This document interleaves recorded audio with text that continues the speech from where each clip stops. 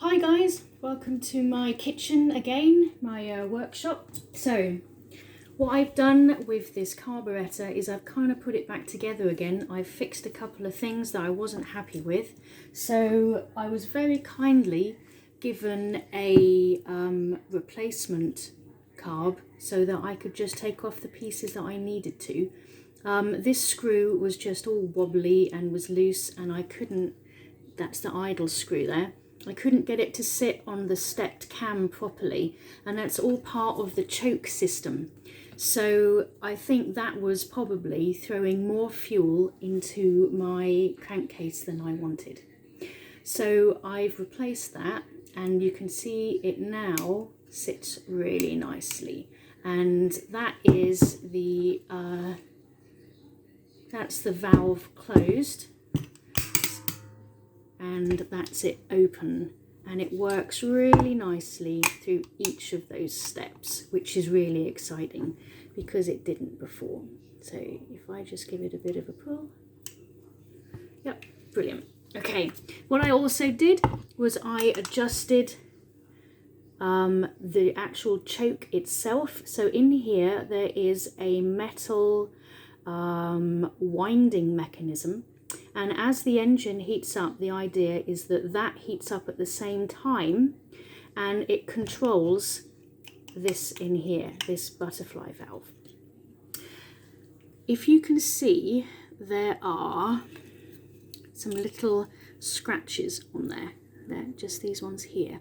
So these were not matching up with the scratch on this case here, and now they are. And all I did was I just unscrewed the 3 screws here, not all the way, just loosened them off, and then just turned this around, just rotated it a little bit until this closes properly, because it wasn't closing properly. It needs to be closed when you are first starting up your engine, I understand.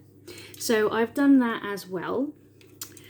I also think that there was a little bit too much fuel being pumped in by the accelerator pump, not the fuel pump, but the accelerator pump lever here. So I have adjusted this spring, which hopefully will mean there's less fuel being pumped in, because obviously the fuel needs to be vapor for it to be able to, you're over there, yeah, the fuel needs to be vapor. It won't cope, it won't burn it properly in the cylinders if it is still liquid, and mine was liquid, loads of liquid. And I know that because my spark plug smell of fuel, my dipstick smelt of fuel, and when I went to adjust my valves, I took off the rocker cover, and loads of oil poured out with oil poured out with fuel in it. I can't get my words out today. And obviously there's not meant to be fuel sat in the bottom of your crankcase. So that's why I've done a lot of these tweaks to just stop the amount of fuel that is getting in. What I also did was I removed the top from the bottom. Now I've already rebuilt this. It was in a bit of a pickle when it first got here in bud. So I have given it a proper thorough clean out, but I wasn't able to change the gaskets because the ones that I bought didn't fit. They weren't for the right one. So I have bought another kit, hoping that these gaskets will fit the carburetor. Having said that, none of the parts that are in here look like they actually match mine. I've got a 30-31 picked, and I understand the closest to this is the 34 picked. So that is the kit that I've had to go for. But you can see my little float here, which sits in my float chamber, is round, and that's not the shape of mine. It does though give this shape, which is the same shape, but then you can see this is the solenoid for my fuel cutoff. This is a very important piece of kit here, because this stops your car filling up, stops the engine pumping loads of fuel in when it doesn't need it. So when you switch the engine off, this little plunger will work and it just pops out and stops fuel leaking into it. But if you look at the new carb kit I've bought, take off the cover, they are not the same. And even the size of the plunger is not the same either. They are totally different sizes. So I'm not holding any hope out that this kit is actually going to fit. But what's really annoying is it says breaking this seal prohibits the return and or crediting of this carburetor kit. Sorry if there's any noise, that's my wife cooking dinner. So I'm just going to cut it open because I've got no choice. I've got to try the gaskets and just hope that one of them fits. Otherwise, that's 30 quid down the drain. Thanks very much, Just Campers. Right, so I need to unscrew this. Is dinner almost ready? See, I wouldn't know any of this. If I had like a workshop of my own at the back of the house, I wouldn't know that dinner was almost ready, and Susan would have to call me. There's one, so I'm just taking out the screws that hold the top of the carburetor to the main body. If you've never done this before, it's very simple. It is literally just 5 screws that need to be undone. And there's a washer with every screw. Do not lose that because they are super important, just for making sure that your carburetor is really sealed well. Now, somebody in their infinite wisdom has painted this particular screw white.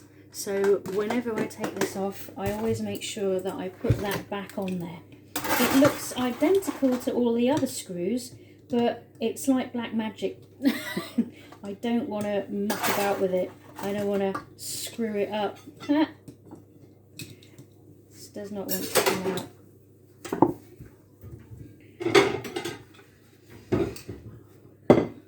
So we're having a chicken piri-piri this evening, which is very exciting, one of my favourites. Right, that's the last screw. And then you can take the spring off here.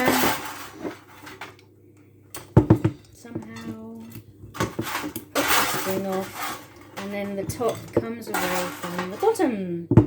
And we have all of these gaskets. So I need to find one that is going to fit my little car. That one doesn't fit. That one doesn't fit.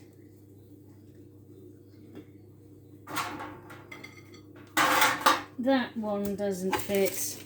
And that one certainly doesn't fit. So again, I am screwed. Why do none of them fit? Does this fit?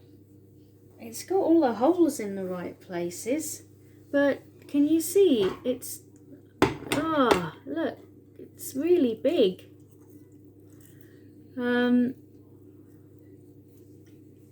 in order for all the holes to work, it's got to be slightly off center. Now, I'm a little bit funny about stuff like that. I know that this needs to create perfect vacuum. There cannot be any air leaks in this. So I'm not happy at all with that. Let's try and put it on the carburetor. And let's see how that works. Yeah, see? This will not fit over that. It does not want to go over. Can you see? And I don't want to tear it. And that's the closest fitting one that there is. So are you telling me that none of these work? Look, see, that's another one. There's no chance that doesn't fit anything at all. Just doesn't fit. Chuck that one. Rubbish. Yeah, this one, no chance, doesn't fit anything.